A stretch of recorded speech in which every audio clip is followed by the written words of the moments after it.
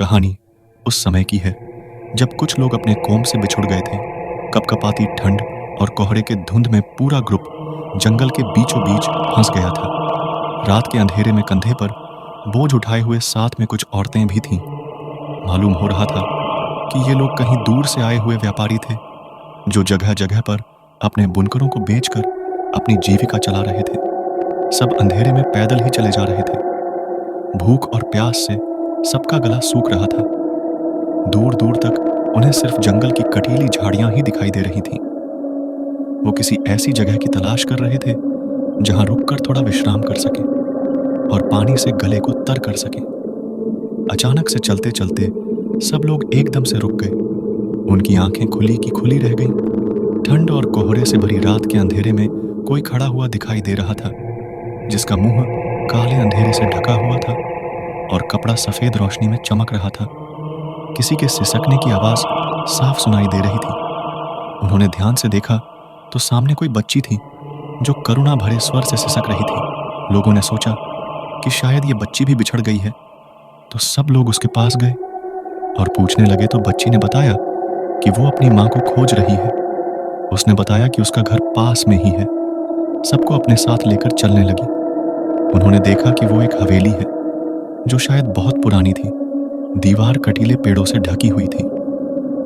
हवेली में पहुंचते ही सबने महसूस किया कि जैसे हवेली उनको अपने पास बुला रही हो। बच्ची सबको एक कमरे में ले गई जहां एक औरत की बड़ी सी तस्वीर लगी हुई थी। तस्वीर में औरत की आंख बंद थी। बच्ची ने बताया कि ये उसकी माँ की तस्वीर है। ये पूछने पर कि आपकी माँ ने आंख क्यों बंद कर ली है, तो बच्ची ने धीमे स्वर में कहा, मेरी माँ अभी सो रही है। इतना कहकर वो दूसरे कमरे में चली गई। उसकी इस बात से सब लोग एकदम से जैसे सदमे में चले गए और वहां से वापस आने की सोचने लगे। तभी पीछे से बच्ची ने आवाज लगाई, कहाँ जा रहे हो? आप लोग मुझे अकेले छोड़ के माँ नाराज हो जाएगी। वो आप लोगों के लिए खाना बना रही है। सब लोगों के कदम जैसे हवेली में जम गए।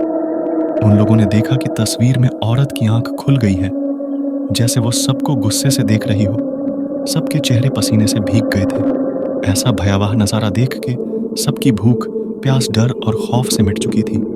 तभी कमरे में से किसी के चीखने की आवाज आने लगी। बच्ची बोली, मेरी माँ को बचा लो, वो उसे मार डालेगा। आवाज और भी जोर से आने लगी, जैसे कोई औरत रोकर अपनी जान की भीख मांग रही हो।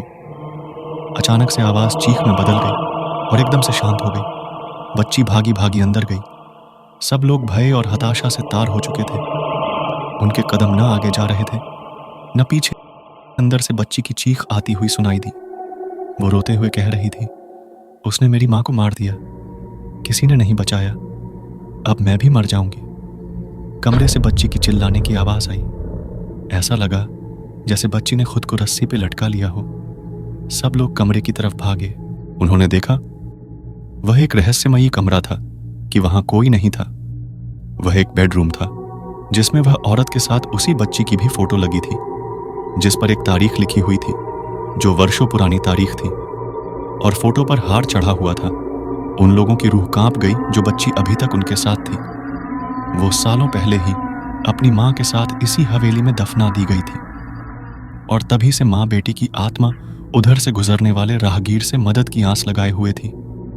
उनकी नजर एक संदूक पर पड़ी जो एक तरफ जमीन में घुस गई थी, जिसकी वजह से उसमें जंग लग गई थी।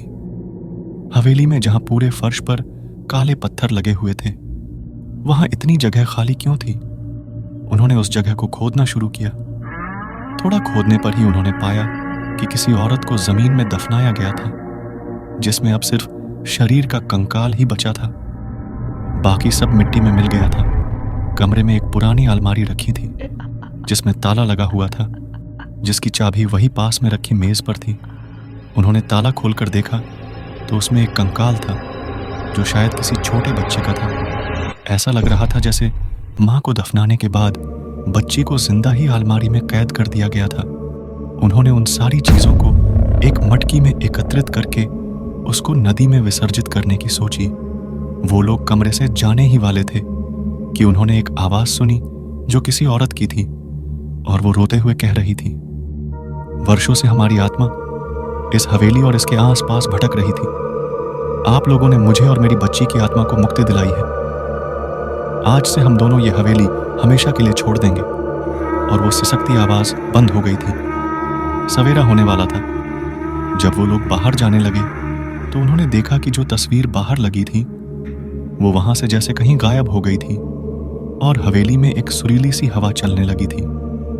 सब लोगों ने विचार किया कि उनकी अस्थियों को विसर्जित करने के बाद कुछ दिन वहां रुककर आसपास के गांवों में अपने बुनकरों को बेचा जाए। कुछ दिन रुकने के बाद व्यापारी वहां से चले गए।